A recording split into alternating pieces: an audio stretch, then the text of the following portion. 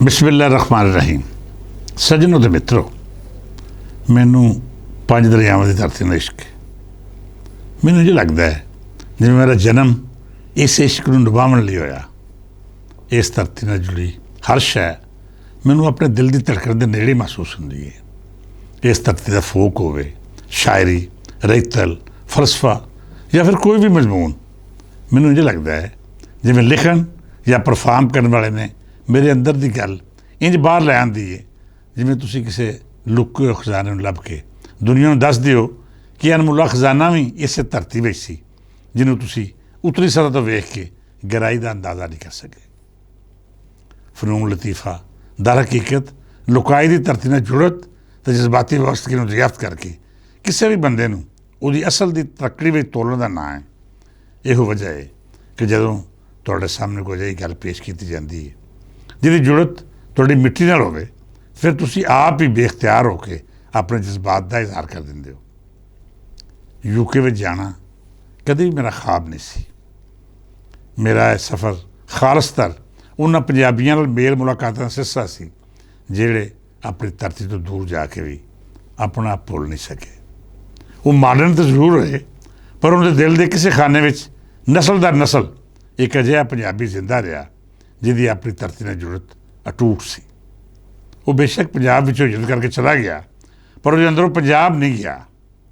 पंजाब की दरियाफ्त या पंजाब का खुल के सामने आ जाना हर उस वेले वेखण वाला हुंदा है जो तुहानूं कोई अजिहा मित्र प्यारा मिले जिहड़ा बेशक बज़ाहिर अपनी धरती या कल्चर नूं भुल गया होवे, पर जब पंजाब का जिक्र या पंजाबी रीत नाल जुड़ी किसी शै दा तस्करा छिड़े तो उसके अंदर की बेचैनी पूरे जिसम ते गलब आ जाती है। मैनूं जद भी त्रीजे पंजाब के सज्जन प्यारे मिलते, उन्होंने अपने देश ते पंज दरियावां नाल जुड़त वेख के मेरा मन हमेशा इस गल नूं तहरीक बना लैंदा कि असीं त्रीजे पंजाब के वासियों नाल अजिहा रिश्ता कायम करना है जिहड़ा नस्ल दर नस्ल अगा वधे। अपने देश नाल जिहड़ा इश्क इन्हां पंजाबी प्यारिਆਂ नूं है, ये जज्बा अगली नस्ल में मुंतकिल होना चाहिए है। इहो वजह है कि असीं आलमी पंजाबी सांझ कानफ्रेंस का प्लेटफार्म तश्कील दिता। मीडिया तो लिटरेचर ने जुड़े लोगों का एक दूजे ने मुकालमा कराया। ਵੱਖੋ ਵੱਖ खेतरों में जुड़त रखने वाले सूझवानों एक दूजे ने जोड़ के उन्होंने गुजरां सुलझाने की कोशिश की जिन्हें साड़ियाँ रूहां नूं एक दूजे का मुजरम बना रखा है, जिन्होंने साड़ी बोली नूं मजहबां ते सदां के खाने वंड के नफरत तो वक् कोई नहीं दिता। मुकालमे का यहो सिलसिला यूके वसदे साढ़े रोशन ख्याल पंजाबी मित्र मुश्ताक लाशारी और बैठक तिकड़ पढ़िया। उन्हें सानू लंदन में दावत दी तो हुक्म सादर फरमाया कि साडे नाल बैठो तां जे असीं इंसानी हक्कां बारे विचार वटांदरा कर सकीए।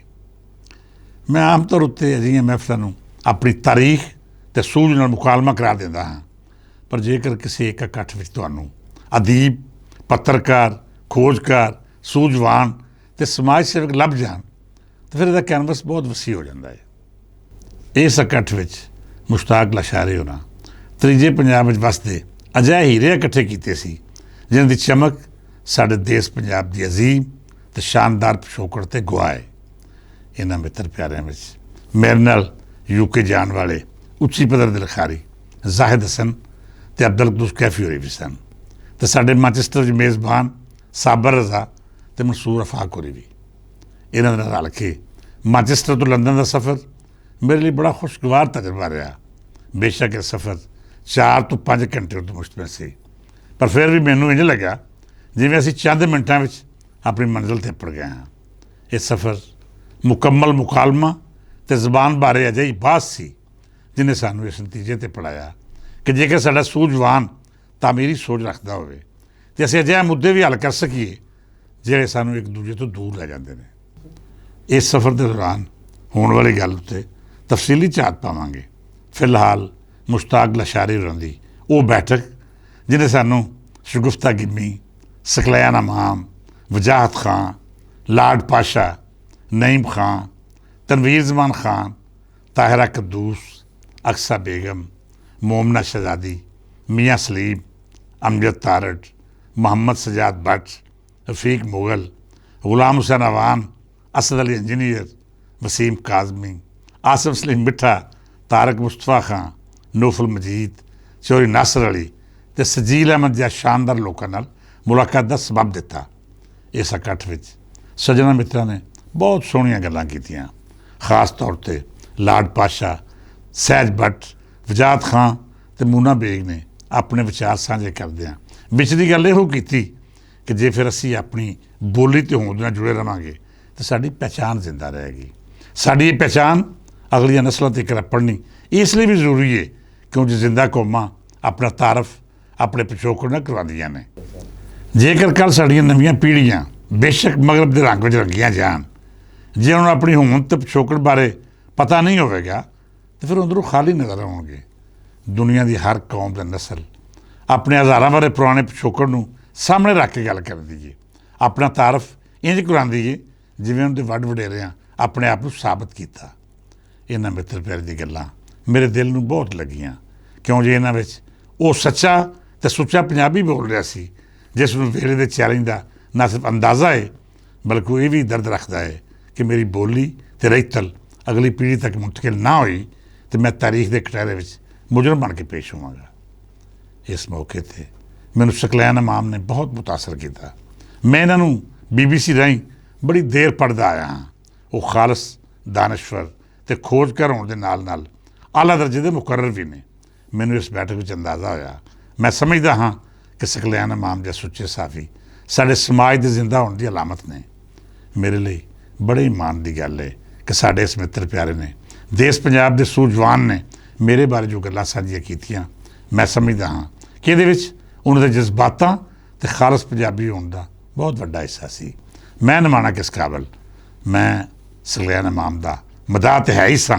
ਇਸ ਬੈਠਕ ਨੇ ਮੈਨੂੰ ਉਹਨਾਂ ਦਾ ਮਕਰੂਜ਼ ਵੀ ਖਸੇੜਿਆ। ਮੇਰੀ ਦੁਆ ਹੈ ਕਿ ਸਕਲੈਨ ਇਮਾਮ ਹੋਰੀ ਹਮੇਸ਼ਾ ਸਲਾਮਤ ਰਹਿਣ ਅਤੇ ਸਾਡੇ ਨਵੀਂ ਨਸਲ ਨਾਲ ਜੁੜੇ ਹੋਏ ਪੱਤਰਕਾਰਾਂ ਨੂੰ ਉਹ ਸਬਕ ਸਿਖਾਉਣ ਜਿਸ ਸਾਡੇ ਸਾਥੀਆਂ ਨੂੰ ਸਭ ਤੋਂ ਜ਼ਿਆਦਾ ਲੋੜ ਹੈ। ਮਿੱਤਰ ਪਿਆਰਿਓ, ਇਸ ਬੈਠਕ ਨੇ ਮੇਰੀ ਸਦੀਆਂ ਦੀ ਤ੍ਰੇਹ ਬੁਝਾ ਛੱਡੀ। ਮੈਨੂੰ ਮੁਸ਼ਤਾਕ ਲਸ਼ਾਰੀ ਉੱਤੇ ਹਮੇਸ਼ਾ ਤੋਂ ਮਾਣ ਰਿਹਾ ਹੈ। ਉਹ ਇੱਕ ਅਜਿਹਾ ਨਜ਼ਰੀਆਤੀ ਅਤੇ ਸ਼ਾਨਦਾਰ ਇਨਸਾਨ ਨੇ ਜਿਹਨਾਂ ਨੇ ਕਦੀ ਵੀ ਆਪਣੇ ਅਸੂਲਾਂ 'ਤੇ ਸਮਝੌਤਾ ਨਹੀਂ ਕੀਤਾ। ਉਹਨਾਂ ਨੇ ਦੇਸ਼ ਪੰਜਾਬ ਲਈ ਜੋ ਸੇਵਾ ਕੀਤੀ ਉਹ ਪੰਜਾਬੀ ਤਹਿਰੀਕ ਦੇ ਮਿੱਤਰ ਪਿਆਰੇ ਨੂੰ ਹਮੇਸ਼ਾ ਯਾਦ ਰਹੇਗੀ।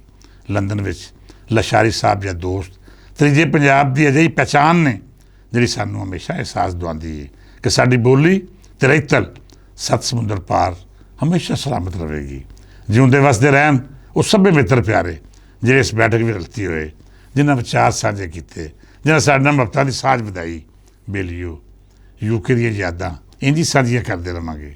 ਉੱਥੇ ਮਿਲਣ ਵਾਲੇ ਮਿੱਤਰ ਪਿਆਰਿਆਂ ਦੇ ਵਿਚਾਰ ਵੀ ਸਾਂਝੇ ਕਰਾਂਗੇ ਅਤੇ ਨਾਲੇ ਤੁਹਾਨੂੰ ਇਹ ਵੀ ਦੱਸਾਂਗੇ ਕਿ ਇਸ ਯਾਤਰਾ ਵਿਚਕਾਰ ਉਹ ਕਿਹੜੀਆਂ ਨਵੀਆਂ ਗੱਲਾਂ ਸਨ ਜਿਹੜੀਆਂ ਸਾਹਮਣੇ ਆਈਆਂ ਅਤੇ ਉਹ ਕਿਹੜੇ ਮਸਲੇ ਸਨ ਜਿਨ੍ਹਾਂ ਉੱਤੇ ਸਾਡੇ ਅਜੋਕੇ ਸੂਝਵਾਨ ਨੂੰ ਗਹੁ ਕਰਨ ਦੀ ਲੋੜ ਹੈ। ਫਿਲਹਾਲ ਮੈਨੂੰ ਇਸ ਦੁਆ ਨਾਲ ਇਜਾਜ਼ਤ ਦਿਓ ਕਿ ਰੱਬ ਸੱਚਾ ਚੜ੍ਹਦੇ ਲਹਿੰਦੇ ਅਤੇ ਤੀਜੇ ਪੰਜਾਬ ਨੂੰ ਆਪਣੀ ਹਿਫਾਜ਼ਤ ਵਿੱਚ ਰੱਖੇ। ਪੰਜਾਬੀ ਬੋਲਣ ਵਾਲੇ ਨੂੰ ਤੱਤੀ ਵਾਹ ਨਾ ਲੱਗੇ ਅਤੇ ਜਿਹੜੇ ਮੁਹੱਬਤੀ ਆਪਣੇ ਦੇਸ਼ ਲਈ ਕੰਮ ਕਰ ਰਹੇ ਨੇ ਉਹਨੂੰ ਹਮੇਸ਼ਾ ਮਾਨ ਸਨਮਾਨ ਲੱਭਦਾ ਰਹੇ। ਇਹ ਸਾਡੀ ਪੱਗ ਦਾ ਸ਼ਿਮਲਾ ਸਾਡੇ ਦੇਸ਼ ਪੰਜਾਬ ਦੀ ਸ਼ਾਨ ਨੇ।